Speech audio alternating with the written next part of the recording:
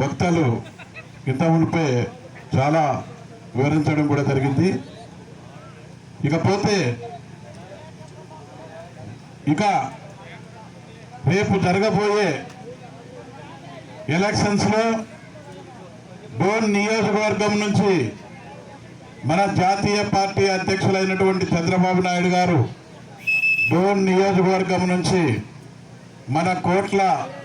జయసూర్య ప్రకాష్ రెడ్డి గారిని అభ్యర్థించడం జరిగింది. కాబట్టి మనమందరం కూడా వేదిక మీద కూర్చున్నటువంటి పెద్దలు ప్రకాష్ అన్న గారికి, శేషన్న గారికి, శ్రీనివాసులు గారికి, కేసన్న గారికి, ఇక్కడ ఉన్నటువంటి మా బావ లింగారెడ్డి గారికి, లక్ష్మణరెడ్డి అన్న గారికి, నాతోటి గత 3 సంవత్సరాల నుంచి కూడా ఏకతాటిగా ఇక్కడ ఉన్నటువంటి ఇద్దరు నాయకులు కూడా రామకృష్ణ అయితేమి, ఇక్కడ ఉన్నటువంటి శ్రీనివాసులు గారు అయితేమి అందరూ కూడా 2.5 సంవత్సరం నుంచి కూడా ప్రతిరోజు నిత్యం తెలుగుదేశం పార్టీ జెండా కోసం ఇక్కడ ఉన్నటువంటి వేదిక మీద ఉన్నటువంటి నాయకులందరూ, ఇక్కడ ఉన్నటువంటి కార్యకర్తలందరూ కూడా ఇక్కడ డోన్ నియోజకవర్గం తెలుగుదేశం పార్టీని బలోపేతం చేయడానికి అందరూ కూడా కలిసికట్టుగా పనిచేసిన ప్రతి ఒక్క కార్యకర్తకి, ఇక్కడ ఉన్నటువంటి నాయకులకి అందరూ కూడా పేరు పేరున ధన్యవాదాలు తెలుపుకుంటూ, ఈ గ్రామం నుంచి వచ్చినటువంటి సోదరిమణులకు, ఈ గ్రామ సర్పంచ్ అయినటువంటి మా బంధువు అయినటువంటి గురు గారికి సమస్యలుంటే అన్ని కూడా గడ్డకు పెట్టి అందరం కూడా కలిసికట్టుగా పోరాటం చేస్తే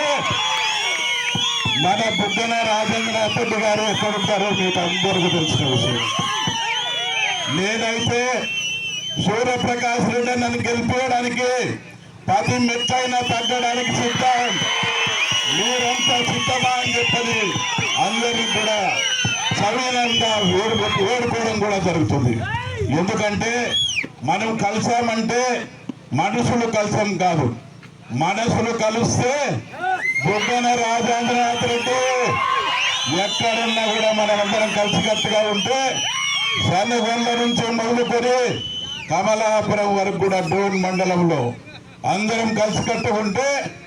ఎటువంటి పరిస్థితుల్లో వైసీపీకి చెందినటువంటి ఇప్పుడే భాస్కర్ నాయుడు గారు చెప్పారు, ఇక్కడ ఉన్నటువంటి పరిపాలన త్రిపుల్-R అని. ఎస్, త్రిపుల్-R.